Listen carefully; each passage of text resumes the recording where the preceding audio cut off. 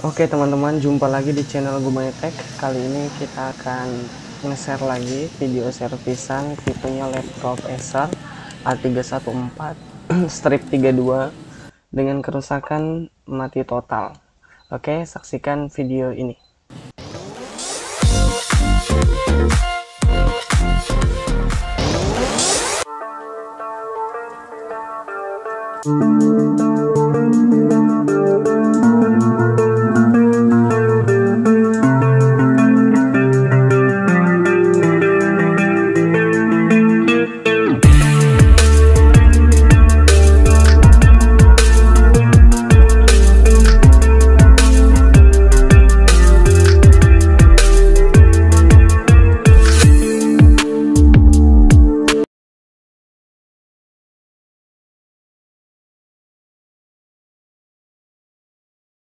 Laptopnya datangnya sudah bongkaran seperti ini, Acer A314 strip 32 menggunakan prosesor Intel Celeron.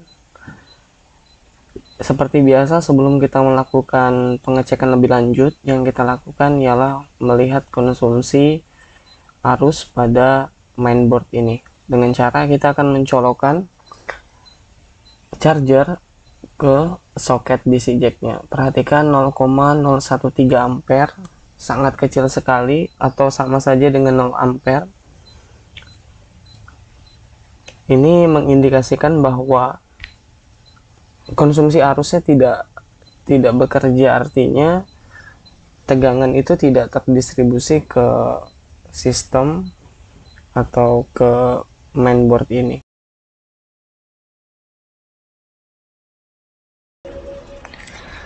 Kita akan siapkan tempat baut.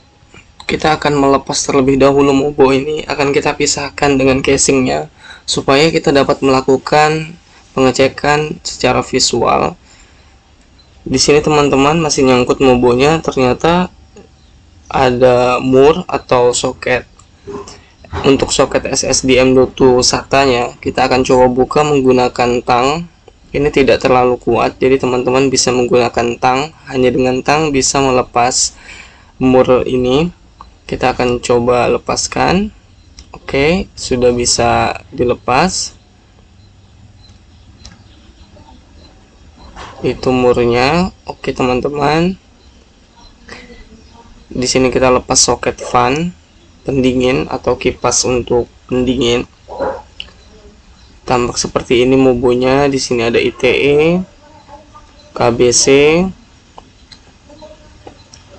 Oke, kita lihat secara visual. Kita bolak-balik. Nah, di sini mobonya kita akan lanjut ke pengukuran dan melihat kerusakannya dan bagaimana cara mencari kerusakan serta kerusakannya itu pada bagian mana. Kita akan melakukan pengukuran. Kita siapkan multitester UT61E.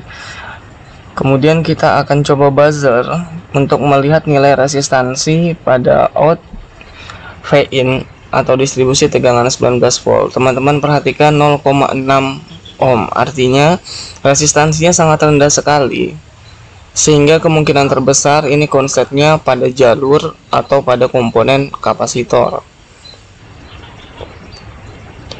Kita akan mencari komponen mana yang bermasalah. Untuk mencari komponen yang bermasalah, kita bisa menggunakan baterai bekas laptop.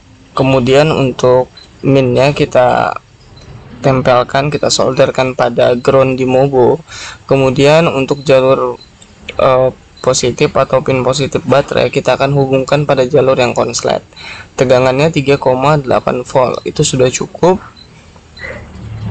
untuk mencari atau menyuntikkan tegangan pada jalur yang konslet. Oke, kemudian kita suntikan di bagian jalur yang konslet tadi, kita raba-raba. Jika terjadi hangat atau panas, maka disitulah letak komponen yang bermasalah, karena efek komponen yang bermasalah akan memiliki efek jika kita suntikan tegangan. Ini salah satu teknik suntik tegangan untuk mencari short.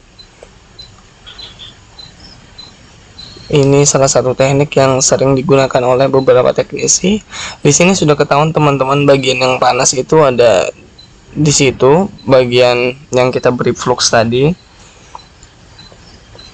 Nah teman-teman, di bagian dekat V-core ya, mungkin ini jalur supply tegangan ke prosesor, kita suntikannya melewati ini dia R yang jalur yang terdistribusi ke sistem. Ternyata ini dia C nya atau kapasitor yang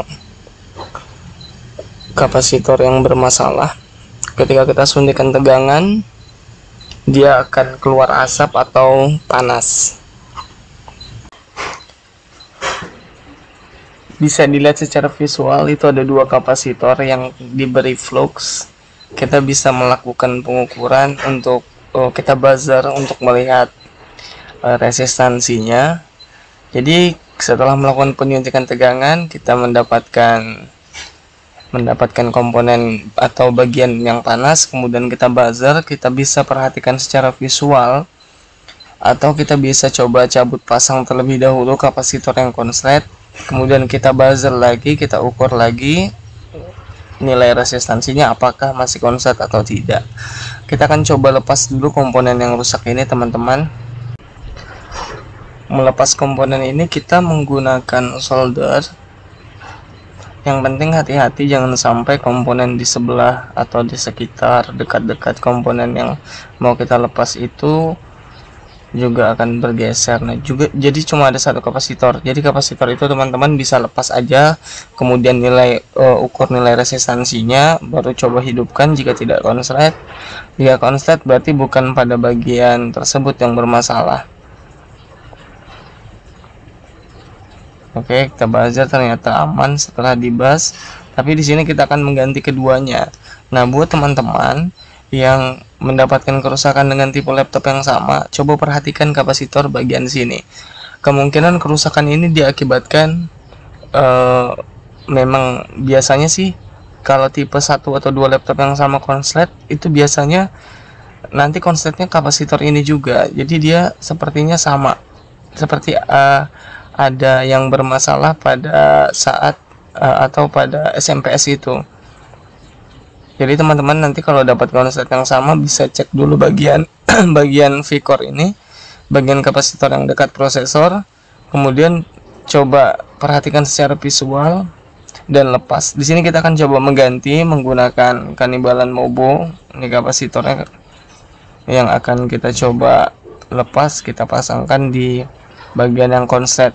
Memang untuk konslet kita tinggal melepas komponen, tidak perlu menggantinya, itu sudah cukup. Tetapi di sini kita akan menggantinya. Oke, di sini kita ambil 2 kapasitor sebagai penggantinya. Di sini jalur ke 19 volt juga. Kita tidak mengukur nilai atau rating tegangan dari kapasitor ini dan nilai berapa farad dari kapasitor ini. Kita hanya menyamakan sama-sama jalur 19 volt, maka kita akan gunakan sebagai komponen pengganti. Jadi teman-teman yang mau mencari komponen pengganti juga bisa. Karena ini jalur 19 volt, diusahakan kita juga mengambil kapasitor Kannibalan yang lewat jalur 19 volt. Atau jika kita mau lebih spesifik lagi, jika kita punya skematik, kita bisa memperhatikan nilai berapa farad dari kapasitor ini, kemudian berapa nilai maksimum tegangan yang bisa ditampung, yang bisa diperoleh dari kapasitor ini, sehingga kita dapat mencari Kannibalannya. Tetapi karena kadang kesulitan skema, board view, dan kesulitan mencari komponen yang sama, biasanya kita mencari persamaan saja. Seperti ini, kita sama-sama mencari di jalur P-in 19 volt. Kita sudah solderkan, kita akan coba teman-teman, kita akan bersihkan terlebih dahulu bekas-bekas flux yang sudah kita berikan di Mobo ini. Kita bisa sikat menggunakan cairan thinner, kemudian kita akan lap menggunakan tisu supaya bersih. Dan perhatikan lagi setelah melakukan pemasangan komponen, kita perhatikan komponen-komponen di sebelahnya, apakah terjadi pergeseran dan sebagainya. Kita bersihkan juga kapasitor prosesornya, pastanya. Nah, seperti itu tampaknya teman-teman. Ini kapasitornya sudah diganti ya, kita ukur dulu, ternyata aman, tidak konslet. Oke, kita akan mencoba menghidupkannya. Kita akan memberikan suplai tegangan lagi. Mudah-mudahan komponen SMPS atau power selector yang berada di jalur input tidak bermasalah. Nah, ini kapasitornya yang konslet, satu aja yang bermasalah, tapi dua ini kami ganti karena dia bersebelahan, dua-duanya kita ganti. Kameranya kurang fokus. Nah, itu teman-teman, biar kita ganti tadi. Jadi teman-teman tidak perlu nyuntikkan tegangan lagi, bisa langsung cek kapasitor tersebut. Oke, demikian aja teman-teman video ini. Ini video sekedar dokumentasi dan sharing. Mudah-mudahan dapat memberikan hiburan, manfaat buat teman-teman semua. Terima kasih. Assalamualaikum warahmatullahi wabarakatuh.